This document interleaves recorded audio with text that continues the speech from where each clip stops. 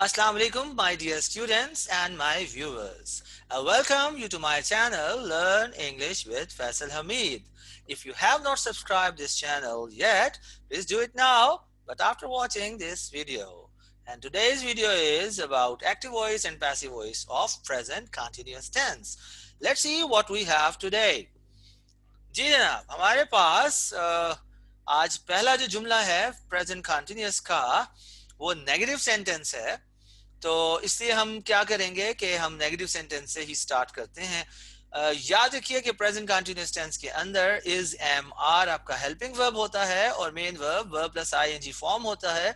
और अगर आप यहाँ पे देखें तो they are not showing the seeds, तो यहाँ पर हमारे पास आर हमारा हेल्पिंग वर्ब है और उसकी वजह से क्योंकि ये एक्टिव वॉइस का सेंटेंस है तो हमारे पास शोइंग हमारा मेन वर्ब आ रहा है।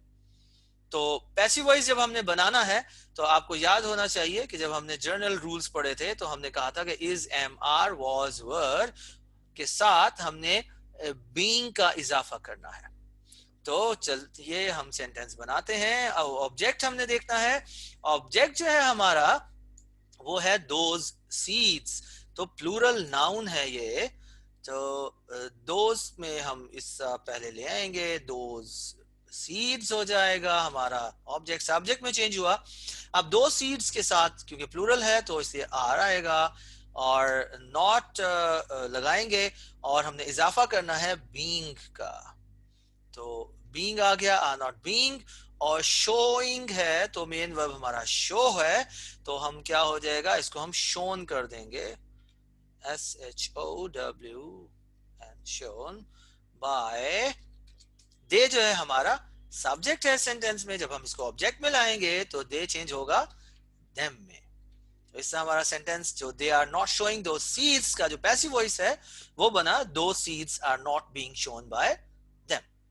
अब दूसरा सेंटेंस अगर हम देखें तो हमारे पास जो दूसरा सेंटेंस है वो है children are pulling his shirt. ये हमारा एक्टिव वॉइस का सेंटेंस है और पॉजिटिव सेंटेंस है। तो हमने ऑब्जेक्ट को देखना है, ऑब्जेक्ट हमारा हिज शर्ट है, तो हिज शर्ट के साथ हम क्या करेंगे कि हम उसको शुरू में ले आएंगे। हिज शर्ट देखें तो ये सिंगुलर नाउन है और इसके साथ अब हमने आर हम नहीं लगा सकते, वहां पे चिल्ड्रन था, चिल्ड्रन क्योंकि प्लूरल नाउन था इसलिए उसके साथ आर आ रहा था। अब क्योंकि हमारा जो ऑब्जेक्ट सब्जेक्ट में चेंज हुआ है वो सिंगुलर नाउन है इसलिए अब हम आर नहीं लगाएंगे बल्कि इज लगाएंगे, बीइंग का इजाफा हो जाएगा। पुलिंग का जो मेन वर्ब है वो पुल है, तो पुल को हम कर देंगे पुल्ड और उसके साथ बाय आएगा। और अगर चिल्ड्रन देखें आपका तो चिल्ड्रन इसी तरह से आ जाएगा क्योंकि जब नाउन होगा आपका सब्जेक्ट या ऑब्जेक्ट तो वो उसी शक्ल में रहता है। तो children are pulling his shirt को हमने क्या किया, his shirt is being pulled by children. तीसरा सेंटेंस अगर हम देखें तो तीसरा सेंटेंस जो हमारे पास आता है वो क्वेश्चन में है, are you proving this case. Are you proving the case जो है उसमें हमने देखना है कि हमारा ऑब्जेक्ट क्या है। ऑब्जेक्ट हमारे पास जो मौजूद है वो है द केस।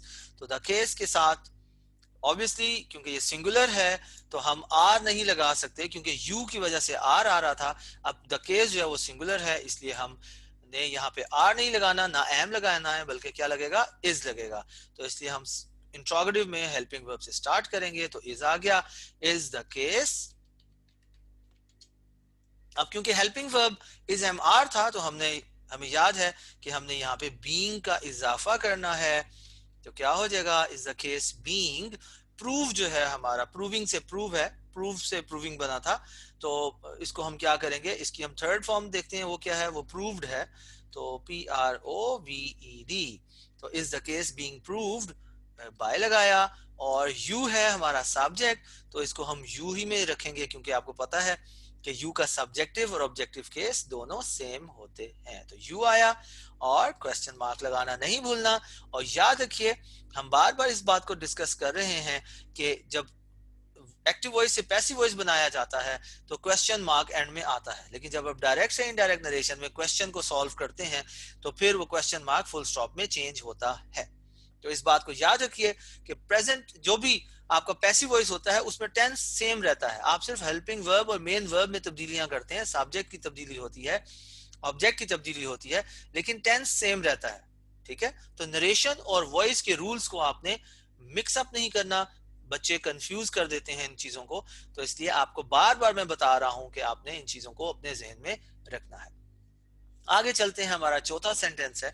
चौथा सेंटेंस जो है वो हमारा इंट्रोगेटिव नेगेटिव है, और इंट्रोगेटिव नेगेटिव सेंटेंस में अगर आप देखें तो हमारा हेल्पिंग वर्ब इज आ रहा है।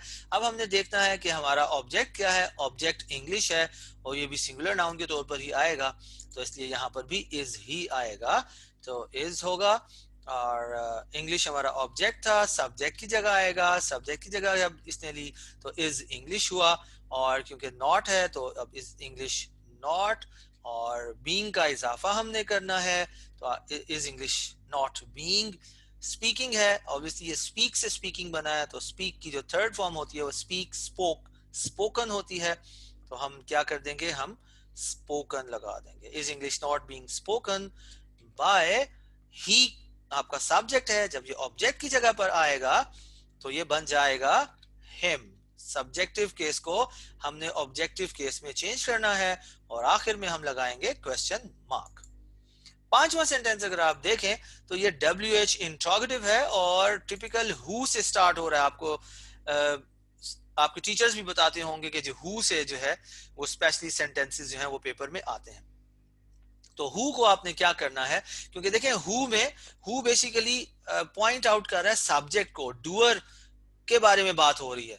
यहाँ पे डूअर मौजूद नहीं है, हु ही डूअर को प्रेजेंट कर रहा है। तो हु को हम क्या करेंगे, हम बाय हुम में हु को चेंज कर देंगे। उसके बाद हमारे पास जो बचा सेंटेंस वो है इज टेलिंग दिस स्टोरी।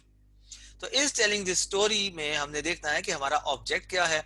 हमारा ऑब्जेक्ट जो है वो दिस स्टोरी है, तो दिस स्टोरी के क्योंकि सिंगुलर नाउन है तो इसलिए हम इसके साथ इज लगाएंगे, तो बाय हुम इज, अब ऑब्जेक्ट सब्जेक्ट में चेंज हुआ, दिस स्टोरी हो गया। और याद रखिए जब क्वेश्चन होगा तो क्वेश्चन में हेल्पिंग वर्ब आपने शुरू में ही लाना है। बाज बच्चे क्या करते हैं, by whom this story is, वो भी सेंटेंस ठीक नहीं होगा, आपको मार्क्स आपके कट जाएंगे, हो सकता है आपके पूरे मार्क्स ही कट जाएं।